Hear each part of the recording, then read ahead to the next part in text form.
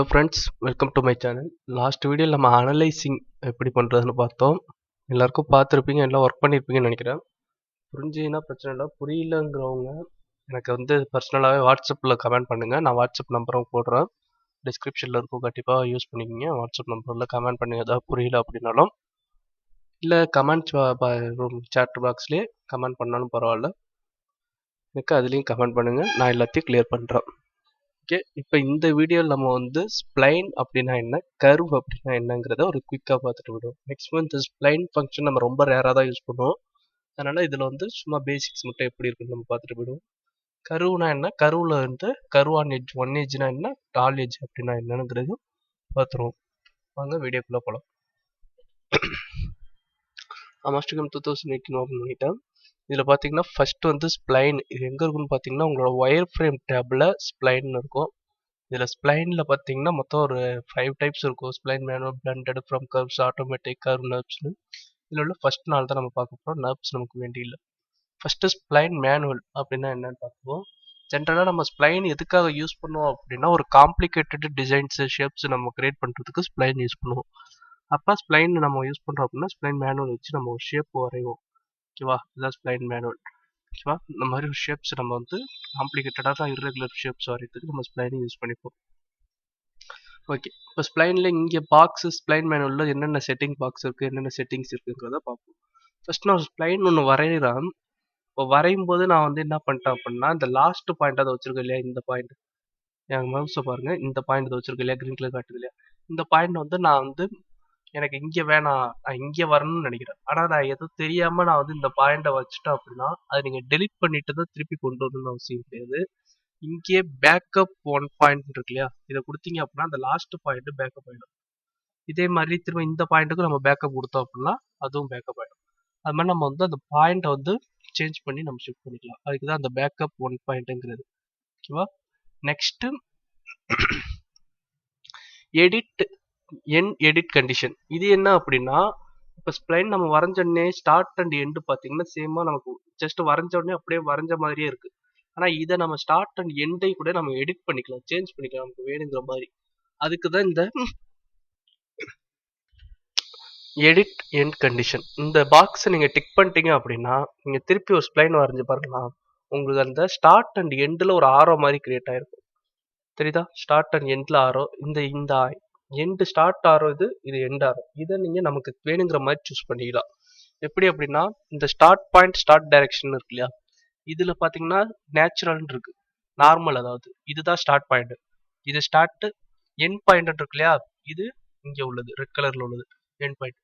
இப்போ நேச்சுரல் அப்படின்னா நார்மலாக உள்ளது. இதே நீங்கள் இதில் போயிட்டு 3 பாயிண்ட்னு வச்சிங்க அப்படின்னா, நீங்கள் இந்த first point, second point, third point இருக்கு இல்லையா, இது மூணுத்துக்கும் டேஞ்சண்டாக கிரியேட் ஆயிருக்கும். நீங்கள் நோட் பண்ணலாம். இப்போ நான் எண்டில் இதில் பார்க்குறாங்க, இதை பாருங்க, ஃபர்ஸ்ட், செகண்ட், தேர்ட், இது மூணு போய் டேஞ்சண்டாக மாற பாருங்க. எண்டில் நான் மாற்றி காட்டுறேன், 3 பாயிண்ட் வைக்கிறேன் எண்டை, தெரியுதா, இது மூணுத்துமே டேஞ்சண்டாக ஸ்ப்ளைன் சேஞ்ச் ஆகும். ஓகேவா, இதுதான் 3 பாயிண்ட். இதே 2 என்டிட்டிங்கிற மெத்தட் நான் வச்சேன் அப்படின்னா, எனக்கு ஒரு என்டிட்டி செலக்ட் பண்ண சொல்லுவோம். நான் எதில் வச்சிருக்கேன், ஸ்டார்ட் பாயிண்ட், அதாவது இதில் நான் வந்து 2 என்டிட்டி வச்சிருக்கேன். எந்த என்டிட்டி, இந்த என்டிட்டிக்காக நான் வைக்கிறேன் அப்படின்னா, இதுக்கு இந்த எஜ்ஜையும் பாருங்க, இந்த எஜ்ஜையும் பாருங்க, இதுக்கு பேரலா இது மாறிக்கும். இதை கிளிக் பண்றோம், தெரியுதா, மாறிட்டா 2 என்டிட்டி. இதே டைரக்ஷன் 2 நான் கொடுத்தா அப்படின்னா ரிவர்ஸ்ல கிடைக்கும், மாறிதா, நான் இங்க ரிவர்ஸ்ல கிடைக்கும். அதே மாதிரி தான் இங்க எண்ட்லயுமே நான் 2 என்டிட்டின்னு வைக்கிறேன். இப்போ பாத்தீங்கன்னா இதுக்காக நான் சேஞ்ச் பண்றேன் அப்படின்னா அதுக்காக அது மாறிக்கிட்டா, டைரக்ஷன் 2 கொடுத்தோன்னா ரிவர்ஸ்ல கிடைக்கும். ஓகேவா, நெக்ஸ்ட் பாத்தீங்க அப்படின்னா 2 எண்டு. இது என்ன அப்படின்னா சேம் இதே மாதிரி தான் 2 என்டிட்டி கொடுத்தோம் இல்லையா, அதே மாதிரி தான் எண்டை வந்து சேஞ்ச் பண்ணி கொடுக்கும். இப்போ நான் வந்து ஸ்டார்ட்ல வச்சுட்டு இதுக்காக எண்டு கொடுக்கணும்னா அந்த எண்டுக்காக மாறிக்கும். அதே மாதிரி நான் இதுல வச்சுட்டு எண்டை சேஞ்ச் பண்றேன் இதுக்காக அப்படின்னா எண்டு அதுக்காக மாறிக்கும். இந்த மாதிரி ஸ்ப்ளைனை நம்ம வந்து கஸ்டமைஸ் பண்ணி கிரியேட் பண்ணிக்கலாம். நெக்ஸ்ட் பாத்தீங்கன்னா ஆங்கிள். இது எதுக்கு அப்படின்னா, நம்ம இந்த ஸ்டார்ட் இருக்கு இல்லையா, ஸ்டார்ட் டைரக்ஷன் 1, இதோட ஆங்கிள் நான் வந்து சேஞ்ச் பண்ணணும்னா இங்க சேஞ்ச் பண்ணிக்கலாம். ஆங்கிள் வச்சுட்டு 45 நான் கொடுக்குறோம் அப்படின்னா 45க்காக திருட்டாய். அதே மாதிரி நம்ம எவ்வளவு கொடுக்குறோமோ அதுக்காக அந்த ஆங்கிளுக்காக ஸ்ப்ளைனை வந்து கிரியேட் பண்ணிட்டு போயிட்டுருக்கோம். சரிதா, அதே மாதிரி எண்ட்லயும் நம்ம வந்து ஆங்கிள் நம்ம கொடுத்து எண்டையும் நம்ம வந்து சேஞ்ச் பண்ணிக்கலாம். சரிதா, எண்டையும் நம்ம சேஞ்ச் பண்ணிக்கலாம். இவ்வளவுதான் ஸ்ப்ளைனோட மேனுவல் ஃபங்க்ஷன், நார்மல் ஸ்ப்ளைன். ஓகேவா, நெக்ஸ்ட் வந்து பாத்தீங்க அப்படின்னா ஸ்ப்ளைன்லயே இருக்குது என்னன்னா ஸ்ப்ளைன் பிளெண்டட். இது என்னன்னா ரெண்டு ஷேப்ஸ் ஆஃப் பிளைனை ஒரே ஸ்ப்ளைனா கன்வெர்ட் பண்றது தான் பிளெண்டட். பாத்தீங்கன்னா மேல ஒரு ஸ்ப்ளைன் வச்சிருக்கோம், ஒரு ஸ்ப்ளைன் கீழே ஒரு ஸ்ப்ளைன் வச்சிருக்கோம். இது மேக்னிடியூட். இது நான் சொல்ற அடுத்து. இப்போ ஸ்ப்ளைன் பிளெண்டட்ல நான் ஃபர்ஸ்ட் ஸ்ப்ளைனை கிரியேட் பண்ணிட்டு எனக்கு இந்த ஸ்ப்ளைனையும் கீழே உள்ள இந்த ஸ்ப்ளைனையும் நான் ஒன்னா மெர்ஜ் பண்ணணும்னு நினைக்கிறேன்.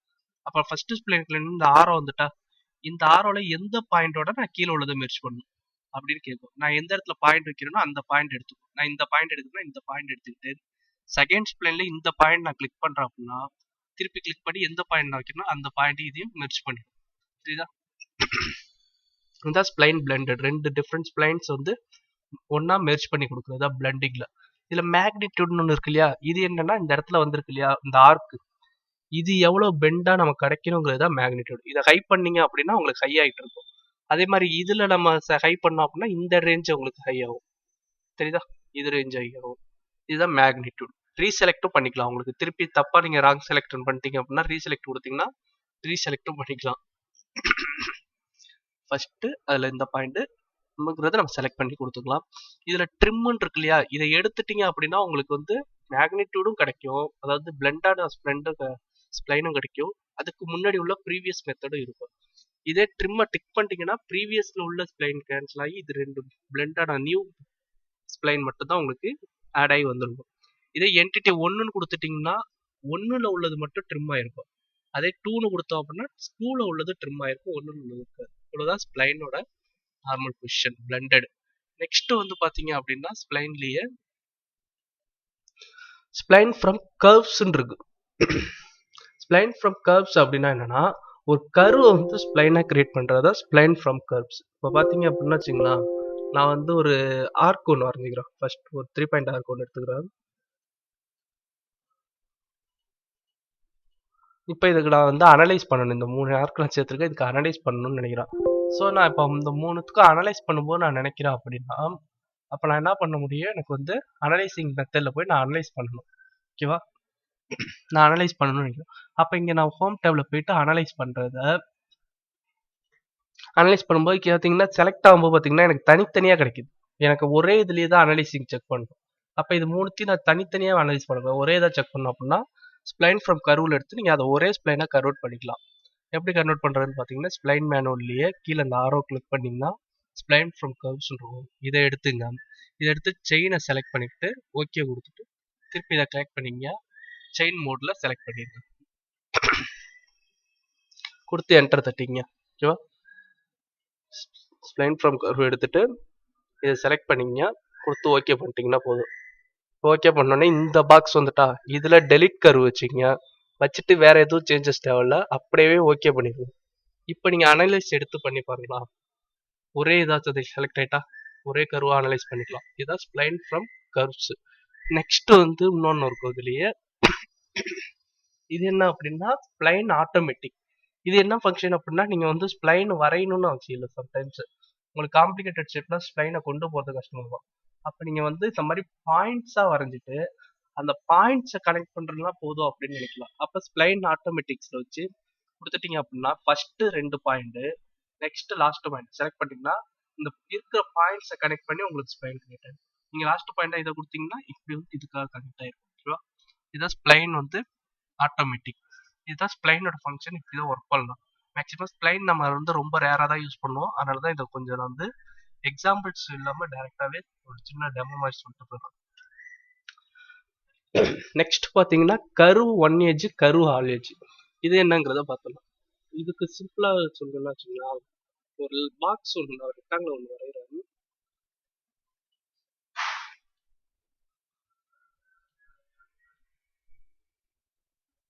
இந்த மாதிரி ஒரு பாக்ஸ் இருக்கும். இப்போ எனக்கு இந்த பாக்ஸ்ல பாத்தீங்கன்னா என்னோட ஒயர் ஃப்ரேம் கீழே ப்ளூ கலர் தெரியுதா, டவுன்ல இருக்கு. எனக்கு மேலேயும் வேணும். அப்படிங்கிறப்ப எனக்கு ஒரு கர்வ் வேணும் இல்லையா? அப்ப அந்த மாதிரி கர்வ்னா நீங்க திருப்பி அதோட ஒட்டி நீங்க லைன் வரைய முடியாது, அது ரொம்ப கஷ்டமும் கூட. ஸோ அப்போ நீங்க வந்து எந்த மாதிரி மெத்தட் யூஸ் பண்ணிக்கலாம் அப்படின்னா இந்த கர்வ் மெத்தடை யூஸ் பண்ணிக்கலாம். கர்வ் மெத்தட்னா கர்வ் 1 எட்ஜ் இருக்கு இல்லையா, இதை எடுத்து நீங்க வந்து எந்த எட்ஜை கிளிக் பண்றீங்களோ அந்த எட்ஜில் ஒரு கர்வ் கிரியேட் ஓகே கொடுத்தீங்கன்னா கர்வ் கிரியேட். தெரியுதா? இது 1 எட்ஜுக்கு இந்த மாதிரி எத்தனை எட்ஜில் வேணுமோ நம்ம கிரியேட் பண்ணி ஓகே கொடுத்துக்கலாம். இது கர்வ் ஆன் 1 எட்ஜ் மெத்தட். இதே கர்வ் ஆல் எட்ஜ்னு அப்படின்னு இருக்கு இல்லையா, இது என்ன கமாண்ட்னா, இதை நீங்க கொடுத்தீங்கன்னா கொடுத்துட்டு உங்களுக்கு எந்த சாலிடை செலக்ட் பண்ணணும்னு கேட்கும். நான் இதை செலக்ட் பண்ணிட்டு ஃபுல்லாவே செலக்ட் பண்ணீங்க 1 2 3 ட்ரிபிள் கிளிக் பண்ணீங்கன்னா ஃபுல் சாலிடா செலக்ட் ஆயிடும். செலக்ட் பண்ணிட்டு எண்ட் செலெக்ஷன் கொடுத்தீங்க அப்படின்னா போதும், அதை ஃபுல்லாவே அது கருவா கிரியேட் பண்ணி கொடுத்துருது. கருவு ஒன்றுச்சுன்னா ஒரு எஜ்ஜா கொடுத்தது நமக்கு ஃபர்ஸ்ட் பார்த்தப்ப. கருவு ஆலேஜ்னா மேலே கீழே சைடு எல்லாமே ஒரு இதாக கருவா கிரியேட் பண்ணிட்டா. இது ஒயர் ஃப்ரேம்ல பார்த்தீங்கன்னா தெரியும், தெரியுதா? இந்த மாதிரி கருவு ஆலேஜ்னா நமக்கு வந்து எல்லா எஜ்ஜுமே ஒரு லைனா, அந்த எஜ்ஜஸ் அப்படியே ஒரு லைனா கிரியேட் பண்ணி கொடுக்கும். இதான் கருவு ஆல் எஜ்ஜு. ஒன் எஜ்னா நம்ம எந்த எஜ்ஜை செலக்ட் பண்ணுமோ அந்த எஜ்ஜை மட்டும் கொடுக்கும். ஓகேவா? இவ்வளோதான் curve on edge and curve all edge. இவ்வளோதாங்க spline and curve on edge and curve all edge. நாளைக்கு வரக்கூடிய வீடியோஸ்ல நம்ம ரெக்டாங்கிள்ஸ்னா என்ன, அதோட ஷேப்ஸ், அதுக்கடுத்து எலிப்ஸ், ஸ்பைரல்ங்கிறத பார்க்கலாம். அது கூடயே அடுத்து வரக்கூடிய கிளாஸஸ்ல ரிமைனிங் இருக்கிற commands, bounding box, create letters, ட்ரிம்மோட ஃபங்க்ஷன்ஸ், ட்ரிம் மாடிஃபிகேஷன், இது எல்லாத்தையுமே பார்க்கலாம். தேங்க்யூ.